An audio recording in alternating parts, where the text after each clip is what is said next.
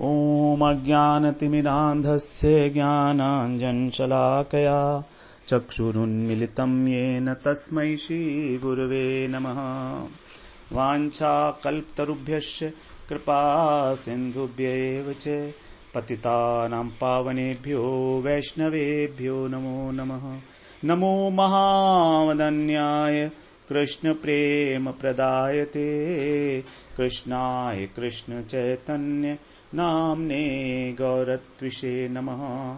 हे कृष्ण करुणा सिंधो दीनबंधो जगत्पते गोपेश गोपिका कांत राधा कांत नमोस्तुते। तप्त कांचन गौरांगी राधे वृंदावनेश्वरी वृषभानुसुते देवी प्रणमामि हरिप्रिये। वृंदायै तुलसीदेव्यै प्रियायै केशवस्य च कृष्ण भक्ति प्रदे देवी सत्यवत्यै नमो नमः। श्री कृष्ण चैतन्य प्रभो नित्यानंद श्री अद्वैत गदाधर शिवसदि गौर भक्त वृंद। हरे कृष्ण कृष्ण कृष्ण हरे हरे, हरे राम राम राम हरे हरे। हरे कृष्णा। सर्वप्रथम मैं अपने गुरुपाद पद ओम विष्णुपाद अष्टोत्तर शत श्री श्रीमद् भक्तिवेदांत माधव गोस्वामी महाराज के चरण कमलों में अनंत कोटि दंडवत प्रणाम ज्ञापन करता हूँ। हम लोग श्रीमद् भगवद गीता के 16वें अध्याय का श्रवण कर रहे हैं। उसमें हमारा जो दूसरा श्लोक है हम उसकी चर्चा कर रहे थे, जिसमें भगवान ने 11 गुणों के विषय में बताया है जो बाह्य आचरण से संबंधित हैं। तो भगवान कह रहे हैं अहिंसा सत्यम अक्रोध त्याग क्षांतिरपैशुनम दया भूतेषु लौलुप्त्वम मार्दवम ह्रीर चापलम। अहिंसा के विषय में हम लोग बात कर रहे थे, सत्य के विषय में भी हमारी बात हो गई थी। आज हम लोग बात करते हैं अक्रोध के विषय में। तो अक्रोध क्या है? यहां पर हमारे अंदर जो हृदय में एक जलन पैदा होती है अंतःकरण में किसी चीज को देखकर, उसको बोलते हैं हम द्वेष। और यदि देखकर अच्छा लगने लगे तो उसको बोलते हैं हम राग। तो जो ज्वलनात्मक प्रवृत्ति है, ज्वलनात्मक प्रवृत्ति विशेषो द्वेषः, तो हृदय की जो ज्वलनात्मक प्रवृत्ति विशेष है उसी को द्वेष कहा गया है। किसी से मिलने पर यदि हमें दुख मिलता है, दुख की याद भी आ जाती है। मान लीजिए हमें किसी से व्यक्ति से मिले और हमें कुछ दुख की याद आ गई तो भी हमें द्वेष हो जाता है, और सुख की याद आने पर राग हो जाता है। तो यही द्वेष आगे बढ़कर स्थूल रूप में क्रोध का रूप धारण कर लेता है। तो राग और द्वेष ये सूक्ष्म अवस्था है, और द्वेष की जो स्थूल अवस्था है उसको हम बोलते हैं क्रोध, और राग की स्थूल अवस्था को बोलते हैं काम। तो राग और द्वेष लाइक्स और डिसलाइक्स की फॉर्म में हमारे अंतःकरण में, हमारे चित्त में विराजमान है, संस्कारों के अंदर विराजमान है हमारे। तो क्रोध में एक दोष है बहुत बड़ा कि जब क्रोध आता है तो हम अपने को भूल जाते हैं। और होता क्या है कि जिस पर क्रोध आ रहा है हम वही हो जाते हैं। अर्थात हमारा जो मैंपन है वो क्रोध के साथ मिल जाता है। तो हमारे भीतर जो सुख था उसके ऊपर एक प्रतिरोध पैदा हो गया। ये प्रतिरोध बना देता है क्रोध। तो क्रोध क्या है? हमारे भीतर के सुख के ऊपर जो प्रतिरोध बना हुआ है, जो बांध बना हुआ है, उसी को क्रोध कहा गया। सुख को कहा जाता है संस्कृत में कम। तो कम रोधयति इति क्रोधः, जो सुख को अवरुद्ध कर देता है उसी को क्रोध कहा गया है। तो जब हमारा मैं क्रोध से मिलता है तो हमारी जो अच्छाई है वो भी क्रोध में मिल गई,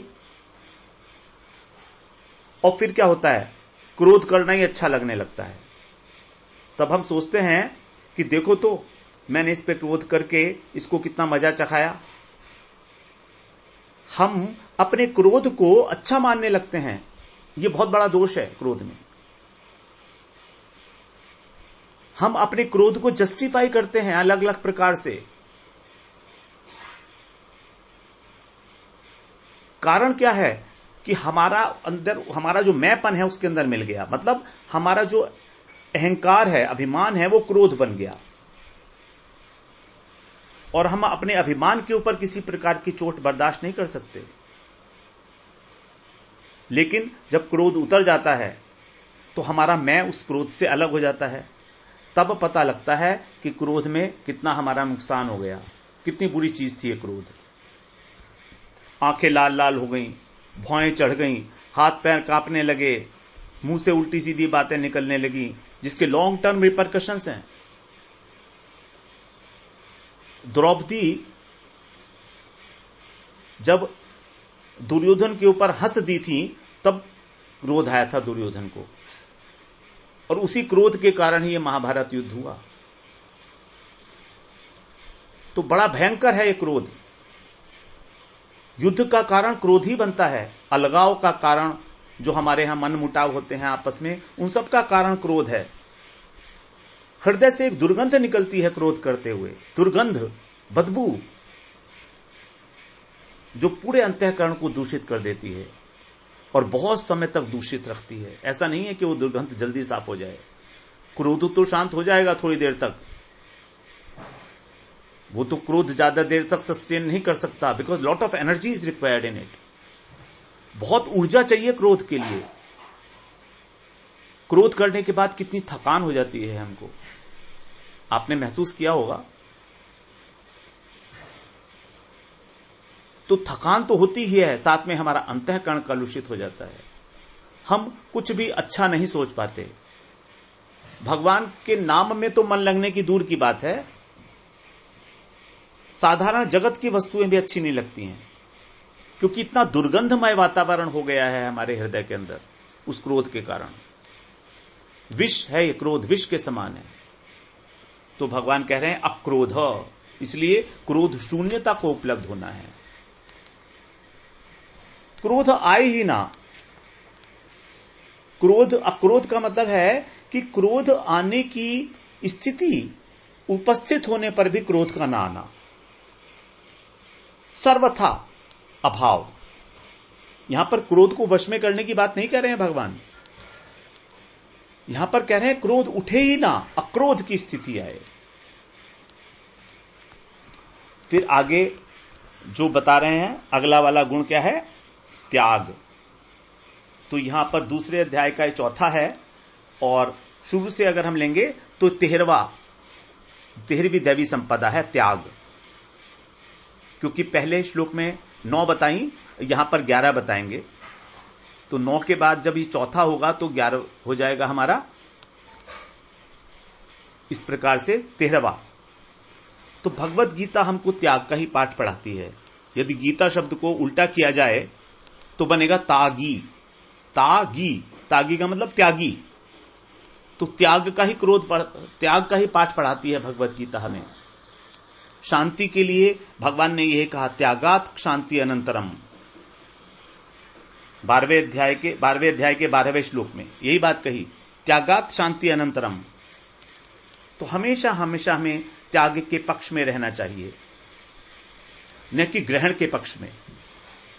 मुझको ये मिल जाए ऐसा नहीं सोचना, मुझको मैं क्या चीज दे सकता हूं ये सोचना चाहिए हमको, क्योंकि अंत में तो सबको छोड़ना ही है ना। तो उस छोड़ने का अभ्यास क्यों ना आज से ही कर लिया जाए। छोड़ना है, सब कुछ छोड़ना है। जब हमारा देह पात होगा तब हमें सब छोड़ना ही पड़ेगा इस संसार की वस्तुओं को। तो क्यों ना अभी से हम उसकी अभ्यास करें। ये हमारा जितना भी संग्रह है किसी काम नहीं आने वाला है। अल्टीमेटली कितना भी ग्रहण कर लें, कितना भी इकट्ठा कर लें, भगवत प्राप्ति उसी को होती है जो इस अनात्म वस्तु का त्याग करता है, मन से त्याग करता है, शरीर से नहीं, भौतिक रूप में नहीं, मन से त्याग करना। मन का त्याग ही वास्तविक त्याग है। ऐसे तो बहुत सारे लोग हैं जो संसार की वस्तुओं का त्याग करे बैठे हैं, लेकिन मन से आसक्ति नहीं छूटी है उनकी। तो अनात्म वस्तु क्या है? जो आत्म वस्तु नहीं है, अर्थात जो चेतन तत्व नहीं है, अर्थात इस संसार की सारी वस्तुएं अनात्म हैं, ये शरीर भी अनात्म है। जो आत्मा नहीं है वो है अनात्म। तो जितनी भी सांसारिक पदार्थ हैं, जितनी क्रियाएं हैं, जितने भाव हैं, सब अनात्म वस्तु हैं, असत हैं। किसी की भी सत्ता स्थायी नहीं है। अब जब सब कुछ नाशवान है तो किसका संग्रह करें और क्यों संग्रह करें? गीता कहती है कि अंततो गत्वा, जब त्याग से ही शांति मिलनी है तो धीरे धीरे अभ्यास बढ़ाना चाहिए उसका। अपना जीवन मिनिमलिज्म के ऊपर कम से कम रिक्वायरमेंट्स के ऊपर ही आधारित होना चाहिए। इस जीवन के लिए बहुत सारी वस्तुओं की आवश्यकता नहीं है, बहुत संग्रह की आवश्यकता नहीं है। तो एक मिनिमम जितनी रिक्वायरमेंट है उतनी, उसके ऊपर हमें अपना जीवन आधारित करना चाहिए, आवश्यकताओं को कम करना चाहिए। तो वास्तविक त्याग जो है वो इस शरीर के अंदर आसक्ति, इस शरीर से संबंधी जो भी पदार्थ हैं, जो भी व्यक्ति हैं, उन सब के अंदर आसक्ति का त्याग करना ही त्याग है। तो बाहरी त्याग से हमारा बहुत कल्याण नहीं होने वाला। कुछ लोग कहते हैं कि हमने ये छोड़ दिया, हमने ये छोड़ दिया, हमने ये छोड़ दिया, उससे कुछ ज्यादा भला नहीं होने वाला है। अहंकार बढ़ने की संभावना बढ़ेगी। छोड़ने का अहंकार बहुत बड़ा होता है, बड़ा सूक्ष्म अहंकार होता है। जिसने घर छोड़ दिया, जिसने धन छोड़ दिया, जिसने स्त्री छोड़ दी, उसको बड़ा अहंकार होता है इस बात का कि मैंने छोड़ दिया है सब कुछ। और ये अहंकार फिर हमारा पतन करा देता है। तो इस प्रकार से मन की आसक्ति को त्याग करना है। गीता का मुख्य संदेश है ये कि जब गुण ही गुणों में बरत रहे हैं, इसका अनुभव हो जाए तो फिर तो मैं वस्तु रही नहीं ना। मैं कहां रहा? मैं तो एक उपकरण हो गया। मेरा शरीर एक उपकरण मात्र है। निमित्त मात्रम भव सव्यसाचिन, एक निमित्त है। भगवान ने मुझे निमित्त बनाया और मेरे द्वारा, मेरे शरीर के द्वारा, मेरे मन के द्वारा, मेरी वाणी के द्वारा अपना कुछ कार्य करा रहे हैं। फिर किस प्रकार का अभिमान और किस प्रकार उस अभिमान का त्याग? कर्तापन का अभिमान हमें त्याग करना चाहिए, वो बात तो ठीक है, लेकिन इस अभिमान का भी तो कोई औचित्य बनता नहीं ना। हम करता है ही नहीं तो अभिमान किस बात का?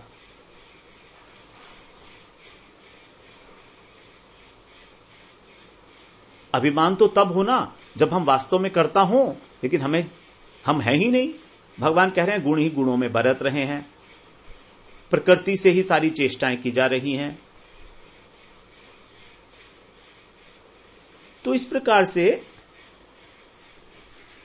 त्याग को समझना चाहिए। 18वें अध्याय में तो भगवान ने त्याग के विषय में बहुत कुछ बताएंगे। 3 प्रकार का त्याग बताया, सात्विक, राजसिक और तामसिक। तो सात्विक त्याग ही वास्तव में त्याग है। उसके विषय में भगवान 18वें अध्याय के 9वें श्लोक में बता रहे हैं, कार्यम इत्येव यत् कर्म नियतम क्रियते अर्जुन संगम त्यक्त्वा फलम चैव सत्यागः सात्विको मतः। कार्यम इत्येव यत् कर्म, कि यह शास्त्र विहित कार्य करना ही कर्तव्य है। कार्यम का मतलब है कर्तव्य, तो यह कर्तव्य है। इति एव, यह ही कर्तव्य।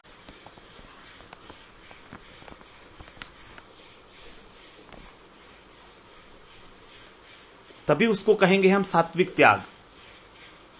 जब शास्त्र विहित कर्म करना ही कर्तव्य है, इस भाव से आसक्ति और कर्म के फल की इच्छा न रखते हुए कार्य किया जाएगा, तो हम उसको कहेंगे सात्विक त्याग। तो वास्तव में सात्विक त्याग ही त्याग है। फिर दूसरा आगे बता रहे हैं भगवान, 14वां जो दैवी संपदा है वो है शांति। त्यागात शांति अनंतरम, क्योंकि त्याग के बाद ही शांति मिलती है, इसलिए भगवान ने इसको शांति को त्याग के बाद ही रखा। त्यागात शांति अनंतरम, 12वें अध्याय के 12वें श्लोक में। तो संसार के चिंतन का जब अभाव होगा, जब हमारे चित्त में एक प्रसन्नता होगी, वही है शांति। क्योंकि हमारे चित्त के चंचलता का कारण है संसार। संसार के कारण ही हमारा चित्त विक्षिप्त होता है। जब उसका अभाव होगा, तब हमें जो प्रसन्नता प्राप्त होती है अपने चित्त में, उसी को कहा गया है शांति।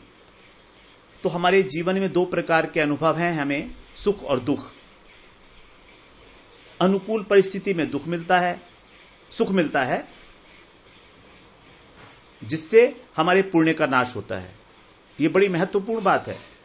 अगर हमें सुख मिल रहा है तो एक बात सोचनी चाहिए कि हमारे पुण्य का नाश हो रहा है।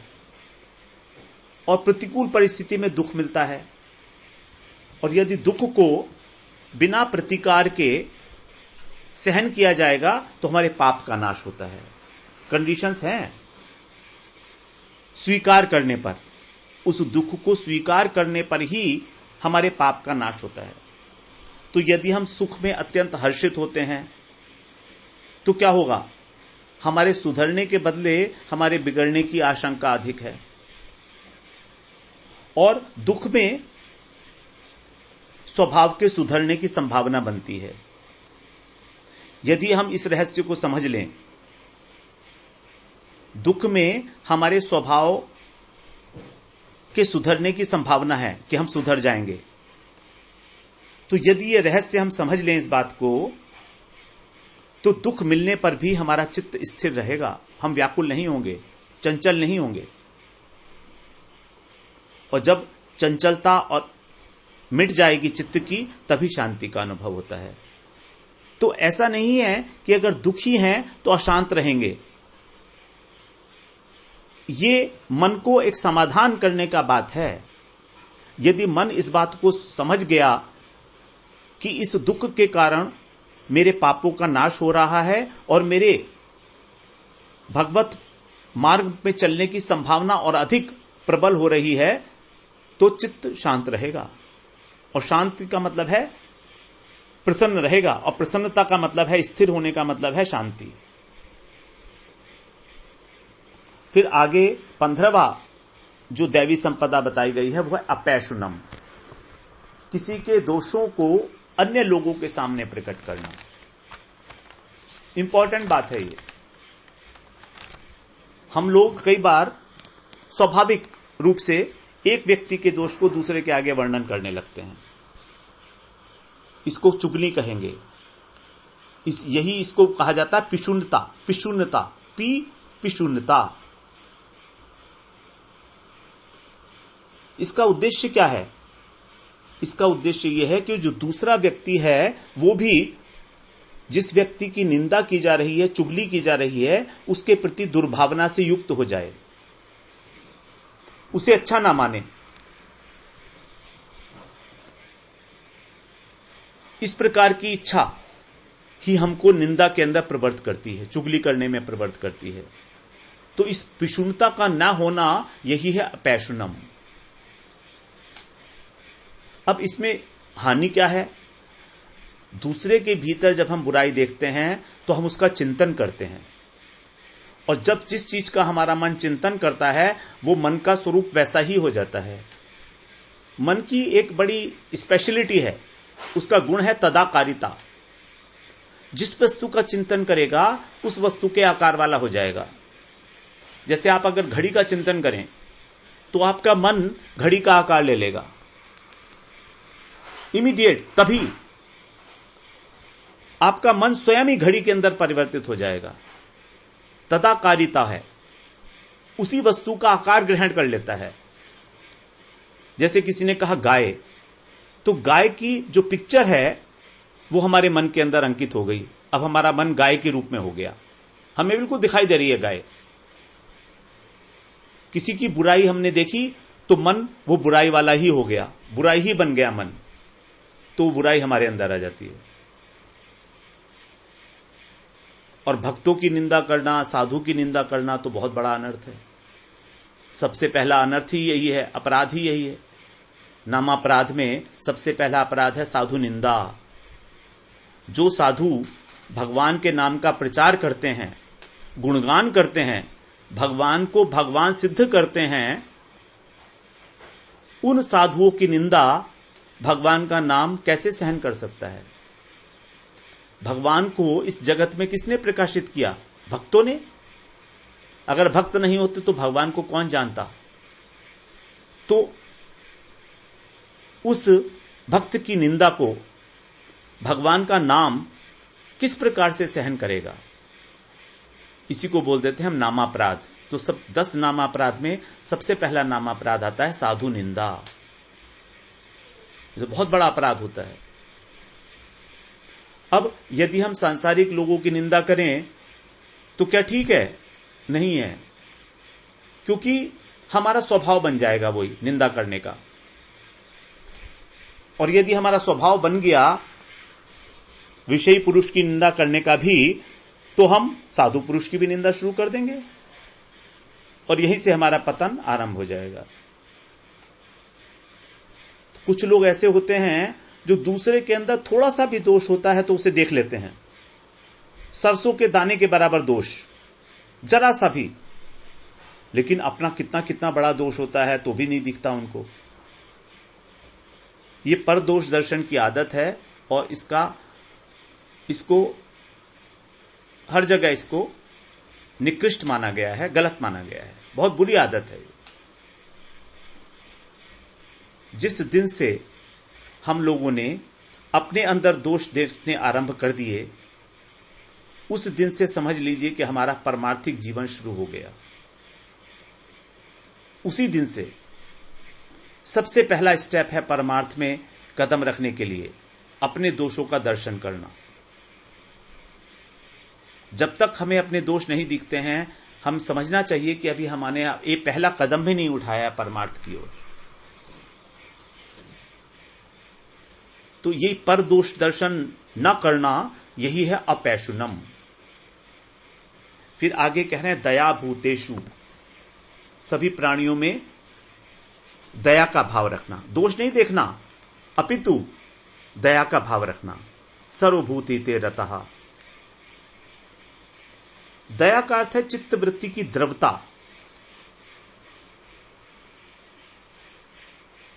जब हमारा चित्त पिघल जाता है, द्रवीभूत हो जाता है, किसी प्राणी को दुखी देखकर यथा सामर्थ उसके दुख को निवारण करने का जब भाव उदय होता है, उस भाव को कहा जाता है दया। अब 2 बातें हैं, देखिए दया के अंदर चित्त की 2 अवस्थाएं हैं। एक तो चित्त का द्रवित हो जाना और दूसरा पिघल जाना। यद्यपि ऐसा लगता है कि दोनों एक ही बातें हैं, लेकिन थोड़ा थोड़ा सा अंतर है।